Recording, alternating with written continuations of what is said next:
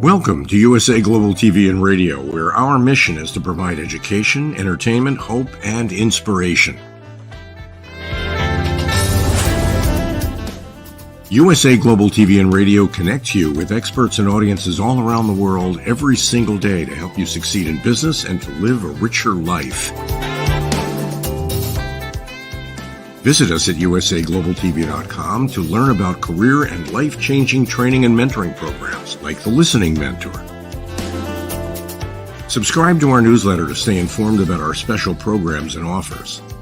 Discover how you can become a guest on one of our shows or a host or producer of a USA Global TV and Radio show of your very own. That's USA Global TV and Radio, where the doctor is always in.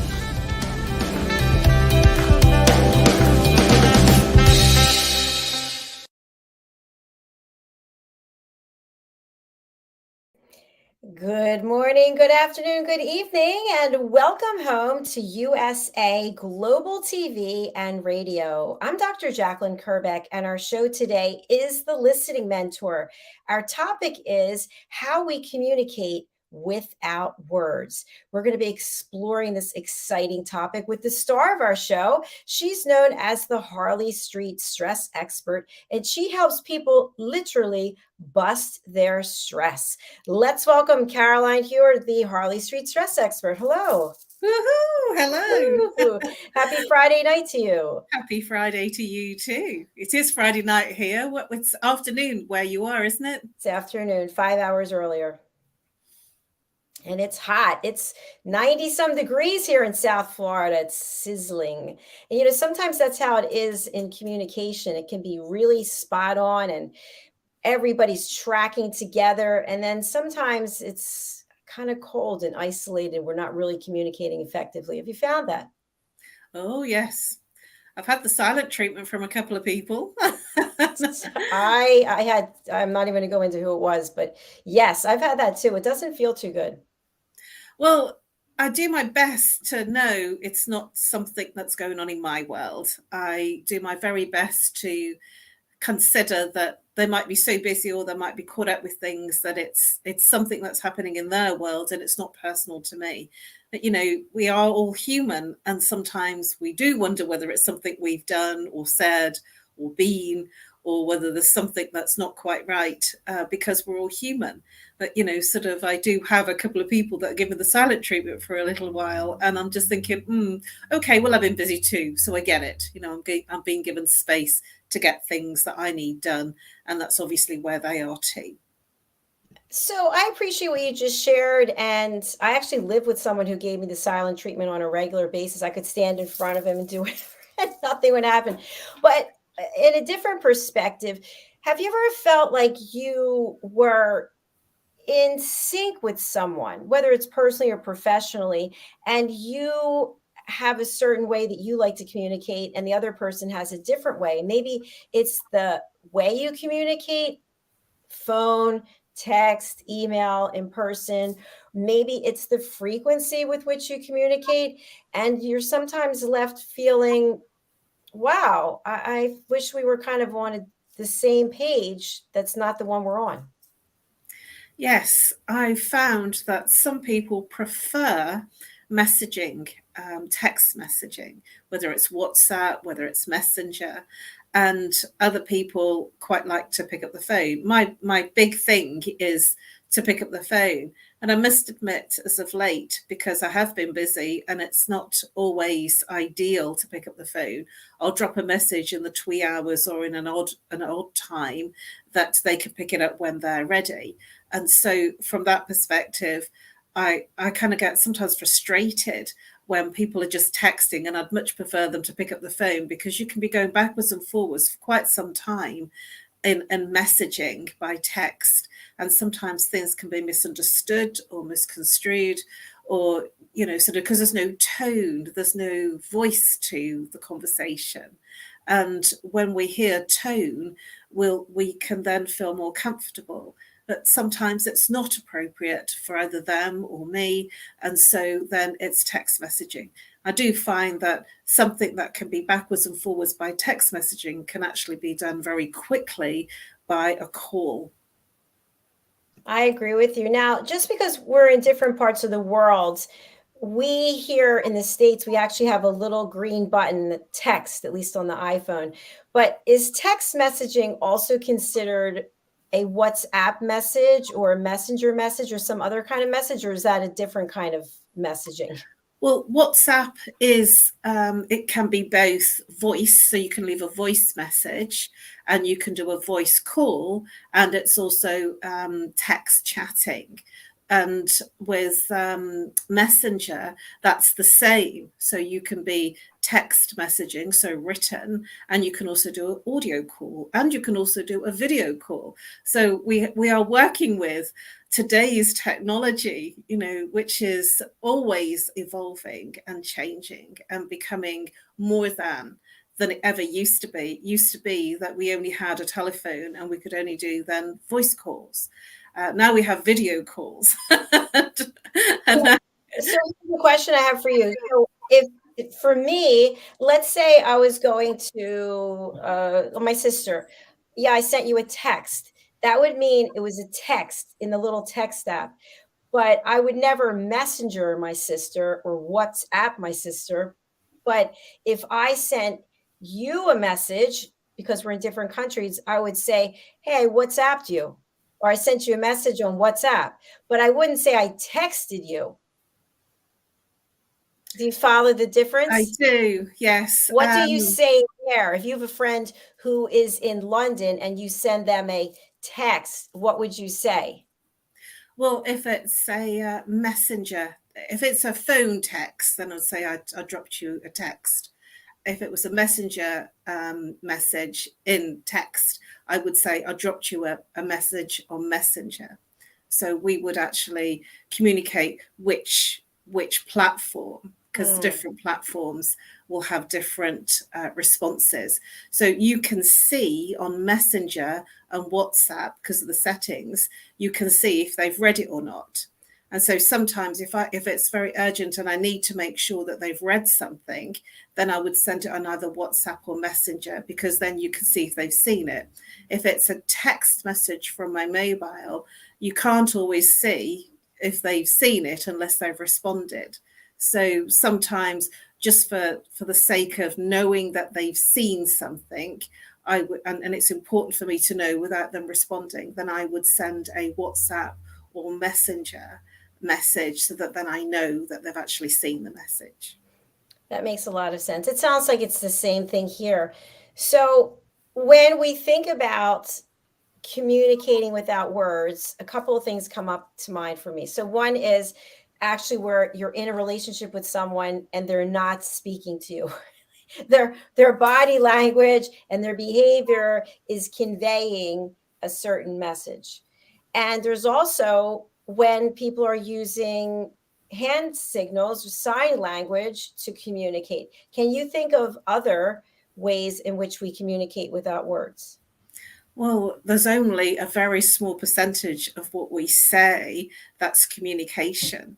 We can be saying, yeah, I really think that's a great idea, you know. And so if you're looking at me, you're seeing very definitely I'm saying no, but my words are saying yes. If I'm saying yes, I'm really happy to do this with you. If you're looking, if there's a visual, then you will know for sure that I'm saying I'm not interested. And if we're crossing our arms, you know, sort of up here, then we're in this place of protection, you know, and not feeling comfortable, feeling, you know, being closed towards the subject or the conversation that's going on. And likewise, it can also be our tone as well. You know, you can text a message saying, oh, I'm really sorry, I'm not able to make it. And you've not got the sincerity of the tone behind it. And somebody just thinks you've let them down. But if you hear their voice and they say, oh, I'm so sorry, I just couldn't make it tonight, I'm really sorry to let you down at the last minute, then you've got like a tonality that makes you feel more comfortable. I do feel that sometimes our voice, our tone, and certainly a lot of people are messaging, as we've just said, you know, sort of in text conversation. and it loses clarity in terms of the voice. Sometimes we can be in a room with someone and it's just the look, the eyes, the glare, the stare that they give you, or they're not looking at you when you've asked them something.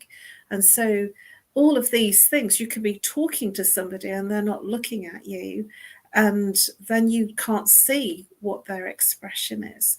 So there are many different ways that we communicate. Apart from words is only a very small percentage, is less than 10% of what we say in terms of our communication is what's understood. Our physiology, our body and our gestures is actually giving more communication than our verbal communication. Great points. Thank you. Something that came to light is I've noticed a number of people getting new headshots, and a lot of them are standing like this, like against a tree or something with their arms folded. And I thought, I wonder why the photographer has asked them to do that, because that is a defensive mechanism. It's not like if you're looking to get new clients, you'd be more open. Wouldn't you then, opposed to close? What do you think the photographers are thinking on that? That's an interesting point, and I must admit I don't know is the answer to that. I wouldn't feel comfortable in crossing my arms in photography, but sort of they're looking for angles, so the photographer is seeing things from a very different place to a person communicating, and it might just be that they want to show everything. Sometimes I don't know what to do with my hands when when somebody's taking a photograph of me. So I don't know. That's a question I can definitely ask a photographer. What is that all about? and I will definitely give you some feedback on that, because it is, if your arms are crossed over your chest, it is showing you as quite closed. Thank you. We'll do some further research on that one. So you brought up many good points, as always, that only 10% of how we communicate is through words. So the rest is through our body language, and it's also through our actions. So if I say to you, I really do want to work with you, and then I have no communication with you, you might think to yourself, that doesn't make sense. In sales, for example, I was in corporate for most of my career, and a client would say, we're definitely interested. We just need a couple of days to get this, that, and the other together. And then they don't answer your emails. They don't answer your calls. And you're frantically getting in touch thinking, well, they said they were interested, but their behavior shows that they're not interested. So question, whether it's personally or professionally, and we hear yes, but the behavior is no. What do we do then? Do we go into a place of looking at the situation from our heart, or do we go into it through our mind, through our ego, that, wait a minute, they said they were going to work with me. I'm going to hound them down. I'm going to stay outside by their car when they come out of the office. What do you think is the most effective thing to do? Well, we don't know what's going on in their world. They could be working to deadlines on a couple of projects with other clients, and it might just be that it's not the right time for them to get back to you. And so that's one aspect of it, that we don't know what's going on in terms of their workload. And also it could be that the project that you're wanting to work with them on has a start date of a month's time. And so they're planning it into their diary, and they haven't got back to you because some people are quite logical and they will finish one thing before they start another. So how do we respond to that? Well, I feel, to be honest with you, if they haven't come back, give them space, give them time, because it might be they're saying yes, that it's not right now. And I've frequently done that. I've said, yes, this is of interest. I just can't look at it right now because I'm doing something else. And sometimes people don't communicate. And so you're left with, oh, right, okay, where are we? So from my perspective, I would always check in. And some people are communicative and some people aren't. So you have to work around the different styles of how people are responding. So for instance, I'm working with a couple of solicitors right now, and one of the comments that I had back from the estate agent of the property that I'm purchasing is solicitors don't like to be called. They prefer email because they're very busy doing very rigid documentation work, and so they need silence, and they don't like people to call them. And when you've sent them an email, they'll respond to the email as and when they are ready, and they're not working on very compliant documentation, which has to be very specific and appropriate. And I thought that was really good feedback, because I would normally just pick up the phone because that's my way. And I've started to realize that's not the best way. So I take extra time to go through his points by email. And I'm actually, sort of gaining a lot of confidence in that communication and getting a lot more done, because I'm now communicating in his style rather than in my style. I love that point. Thank you. And also with solicitors and attorneys, they like things to be in writing so that they can't get sued and so that there's a trail.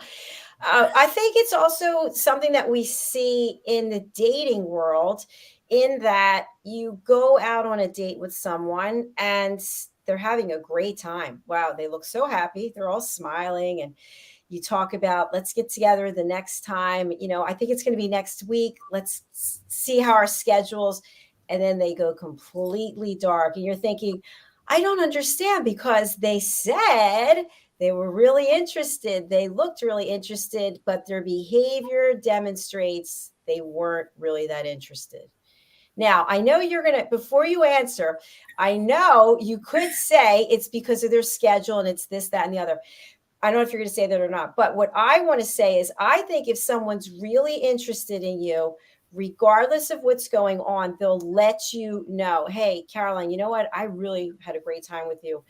And I'd like to see you again, but some things are coming up that I mentally, I just can't get into a new relationship right now. But if you give me some time, and I understand you don't have to, but if you do, we could see where this can go. I'm actually currently in a couple of those situations right now. And I have reached out to one person and said, look, if you don't want me to communicate with you, that's okay. Just tell me, and I won't bother you anymore, essentially. And I've had a couple of messages back that they're busy. And I get it. Sometimes we can't help but think it's personal. And that's because we're all human. We have something that it's like sort of when there's like a silence for a month or 2 months, we wonder, is everything all right? Are they okay? Are we okay? And this is our humanness, and that's completely okay to be human. And, one of the things that came across for me is that we can be so caught up in our own world that we forget to communicate.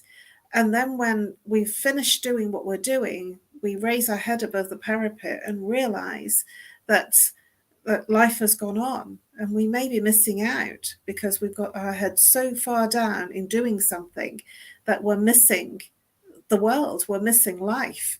And I certainly have felt like that. I've had my head, sort of really on moving and sorting out selling my property and buying a new one. And I started doing that in mid-January this year, and suddenly it's May. We're in the middle of May, and I had this sudden realization only just in this last few days. Oh my gosh, now I'm almost there. That, like, what's happened to the last 5 months? I can kind of see. I'll be celebrating when I get there. But what I'm saying is that we can be caught up in our own world that we sort of forget. And it's only when the world has stopped in terms of doing what we're doing that we realize where we are and how much time has passed. But the other person doesn't know. And silence, usually when you're met with silence, you just don't know. And you start to, as a human, feel, did I do something wrong? What did I say? What's going on? Surely they've got like a couple of minutes to drop me a message. What have I done? And so it's important I feel that it's important to keep those relationships going in terms of knowing that you haven't done anything wrong, which is why I did reach out, sort of today saying, hey, are you okay? Is everything all right? Because silence doesn't always mean that it's okay in that person's world. Very true. Very true. And this is another one that I never understand. I tried calling you. Well, you actually did call, but you didn't leave a message. So then I didn't hear from you. Yeah, but I tried. Well, what were you trying to tell me? Because you made the effort to make the call, but you left no message. So I don't know what that means. And when I think of all the things that I've been through in my life, we all go through so many ebbs and flows and chapters. I really feel, I'm speaking for myself and not about what you were sharing, but just about in general, about how we communicate with words. I really feel like if somebody cares about me, I don't care what is going on unless they've been incarcerated or they have broken hands.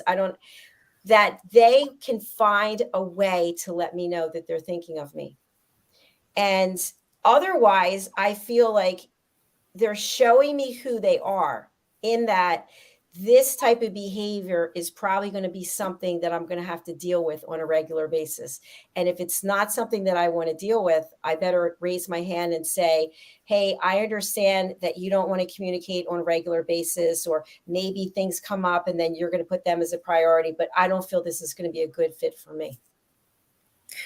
It depends what you need versus what the other person is prepared to give and open to give you.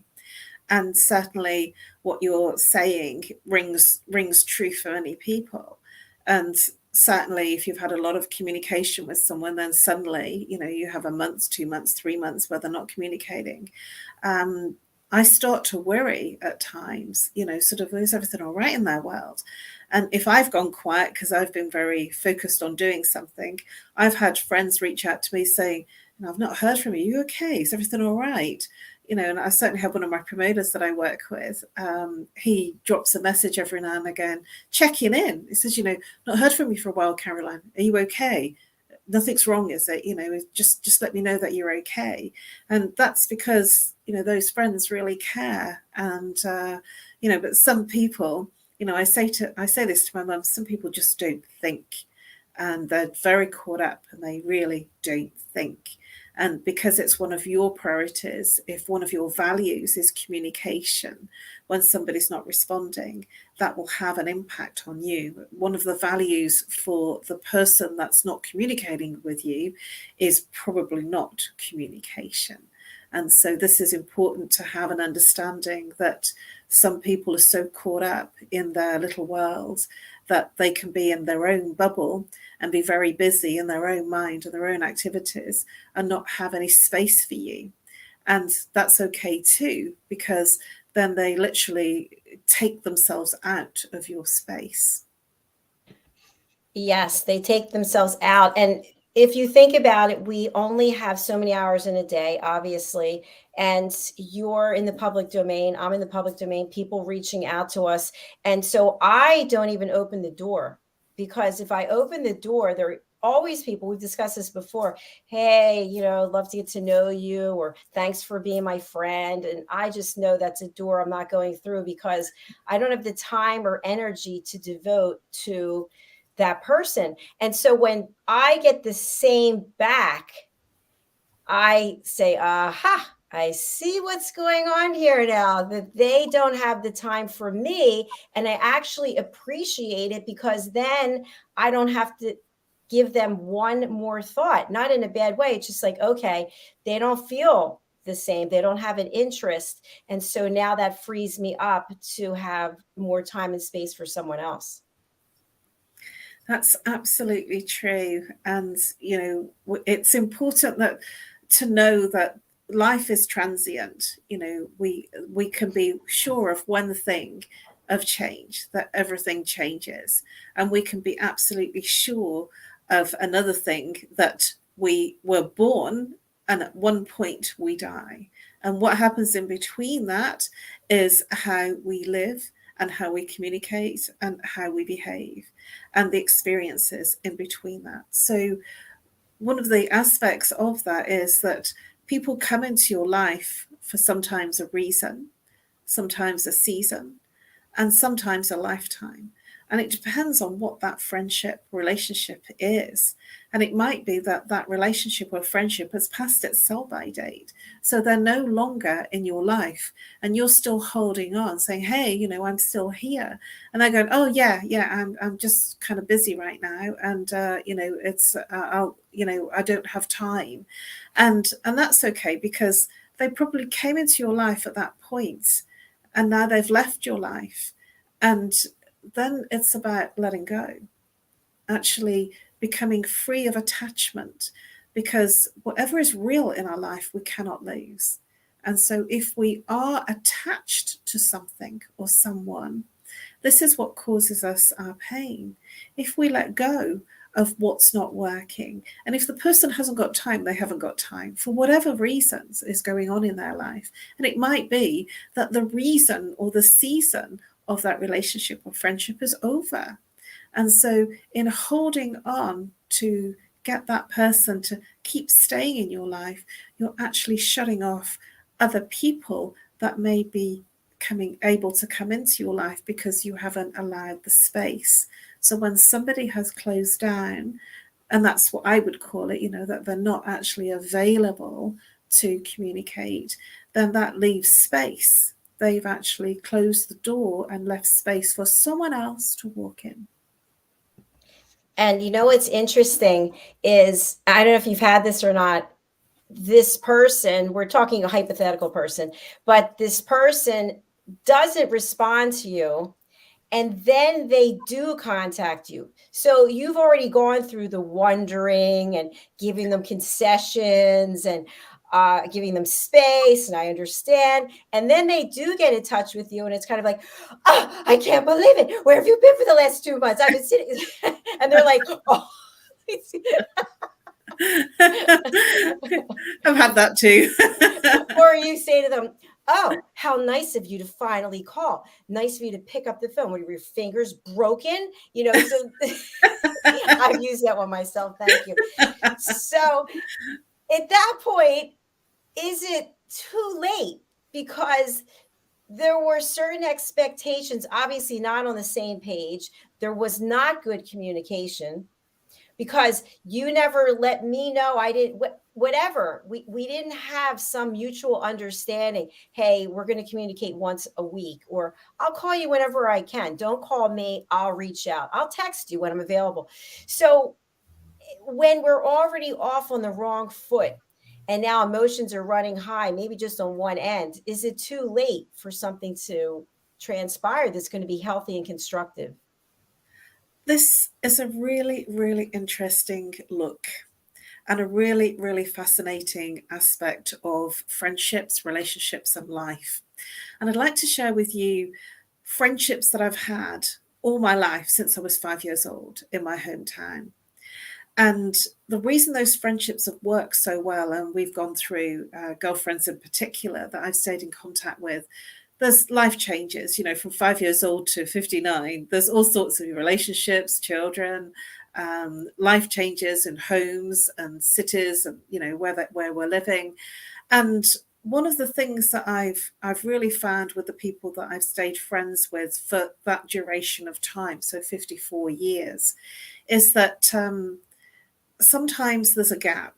Sometimes there's a gap of a few years, sometimes many years, and then they reach out, or I reach out, and it's like as if no time has passed and we just pick up where we left off. And I kind of quite like that, because it works, and it always makes me feel very emotionally joyful that that happens. And I have a number of friendships that are like that. They've gone through, you know, sort of a couple of marriages, relationships, they've got children and grandchildren, and they just don't have the time, and they're caught up with life, and they're caught up with their own world.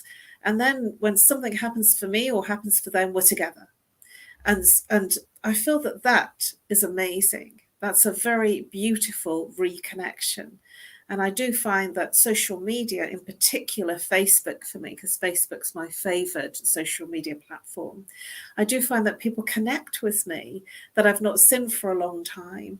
And they've said, oh, how are you? You know, it's really exciting what you're up to.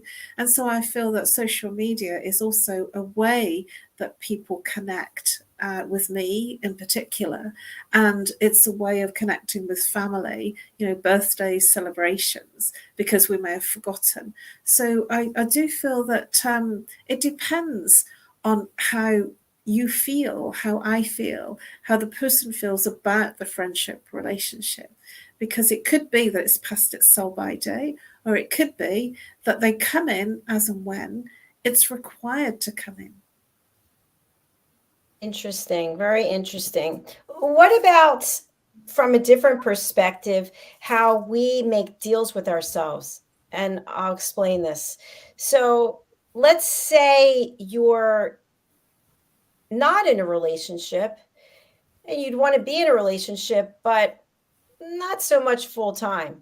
So you tell yourself, yeah, I met this guy and he seems okay, and I'll get together with him once in a while, but I'm not really going to go into details because I'm not really that into him. But I could, maybe take him to a function or this or that. And the guy's thinking, wow, she's really hot. I'd like to get together with her on a regular basis, but she must be really busy seeing clients or whatever. And so neither person really knows where the other stands because there hasn't been any authentic communication, whether it's with words or otherwise. Oh, that happens all the time. Mm-hmm. This is a very common situation for many people, especially in our current times, and handling our changes, our world changes, and when we can go out, when we can't go out, if we can go to this place, that place, holidays. Certainly there's been so much constriction of what we can and can't do that we've almost amalgamated into that more isolated way of living and being. And some people have, not been isolated and they've still carried on going to work, and so nothing's changed. And so, yes, we can be in this, I don't really know where I am. And my invitation, and it is just that, is to say, hey, I'm not quite sure. What are you thinking about this? How do you feel about this relationship? Are you happy with where it is? So some authentic conversation, authentic questions, and, an honesty, especially if you're feeling that the person really, really is into you and you're not into them, to have a conversation from a place of your heart and from a place of honesty. I agree with you. I think the challenge sometimes can be if you're the one who cares more than the other person cares, because then you're really putting your heart out there. But at the same time, it's better to find out. That's what I always say. I wish I knew that when I was younger. It's better to know now than to waste time, months, years, and find out when you get to be older, you go, oh yeah, that was a waste of 3 years of my life, right? Well, if you are really pining for that person, then yes, it's a catastrophe. If, after 3 years you've been pining for them and then they turn around and say, oh, I just got married to somebody, that's a real downer. Or I'm with a really lovely person. It might be that they're silent because they're actually going out with someone else, or they're very busy in something that, sort of is a distraction away from you. We're all human. We want to feel like we're special and important. And, we're not. We're only important to ourselves. And so my reflection on that is that to get really, really cool and comfortable in being in a good relationship with yourself. Because when you go into a really good relationship with yourself, when you're not needing to be with someone else, when you're not needing their attention to feel whole, then you're in a much better place to be open for someone else that has the time, the energy, and the interest to be with you. Because it might just be that they've moved on and you're still there. And then you have to ask yourself, why haven't you moved on? What is it that because if they're not there anymore, what are you holding on to? Because obviously it didn't exist. That's right. There isn't anything there, but we get attached to the idea of being with that person, the idea of meeting up with them, the idea. So we go into an ideation of conversation, things, events, situations, and it's all in our head. It's not real. It's so true. Have you ever been with another couple, maybe you're at a dinner or something, and you can just see it's not working, and your girlfriend calls you up, she's like, "Oh, he loves me so much." It's like, no, he was checking out other women the whole time we were at dinner. He's not even looking at you. He's looking on his phone, but yet she, and it could go either way, she thinks because of her past and what she's been exposed to in other relationships, she thinks that this guy is really into her. But yet you can see, not even as a therapist, but just as a human being, as another woman, that no, that's not the case, sister. We can always see somebody else's stuff. We can't see our own, but it's really easy to see other people when it's not working. We can see what's not working, what the real situation is, because we're looking always through our own filters. We're looking at things when we're masking what's not working, and we're looking through these rosy tinted eyes or these filters of what we believe to be true rather than what is actually there. So much fun having these conversations. We have all of the answers. One thing also I want to share is as you get ready to move and as I get ready to move, I've heard women say this, and I'm not saying that men don't say it, but I've actually heard girlfriends over time that they can't move anywhere because Bobby might call. He might be ready to be in a relationship. And you think to yourself, if you're right here and he's not calling, maybe if you left, maybe then he might call because then you're not sitting around. But we hold on to this idea, like what you said, in our mind, something that doesn't exist. Any advice you have for people going through something like that? It is about the idea, the thing that we're fixed in our minds about, and that's not reality. Reality is what's actually current, what's present, what's really going on in that moment. And so to lose the idea is to come out of the mind. I know this sounds all a little bit deep, and this is how I am, to actually move out of the mind, reconnect back to the heart. What happens is you connect with each person from your heart to their heart. And so if they are open to stay in a friendship or relationship with you, it doesn't matter where you are. There's the phone, there's all the different modes of technology. I've had a number of friends say to me, "Oh, you're not moving that far away. It's not that far on the train. I'll still come up and see you." And those are what I call the genuine friends that are not going to go away, that they're going to stay. And so I've never been afraid of moving. There's some people that have turned around to me and said, "Oh, you're moving that far away, well, so I can't see you anymore." And that's perception. My perception is that the world is actually quite small and I'm not really moving that far. It's 90 minutes on the train. And so from King's Cross. And so essentially it's from my perspective, it's a much smaller move than I thought I was going to make. I thought I was going to move to the Back and Beyond somewhere in Wales. And actually that didn't work out. And so in retrospect, I'm actually moving where it's a lot more commutable for people. And so I just feel that if they're meant to be with you, if they're meant to stay in your life, they will. And if they're not, then they won't. But holding on to something that's not actually real and they're not there anymore is just a sure way to suffering, which is not necessary. Exactly. Why are we torturing ourselves, like putting on the radio station with that same sad song over and over again?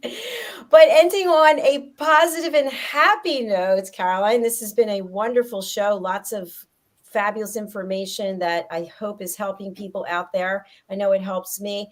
How can people reach out to you for a free 30-minute stress buster? session.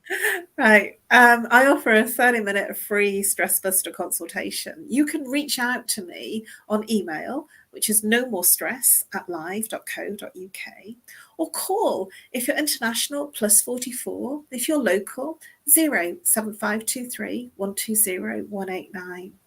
And if you have any matter of stress, whether it's relationship wise, whether it's behaviors, things that it's not working for you, whether there's anger management issues going on, whatever it is that you're complaining about, physical, emotional, or mental ache and pain, I look forward to helping you bust your stress. Woo!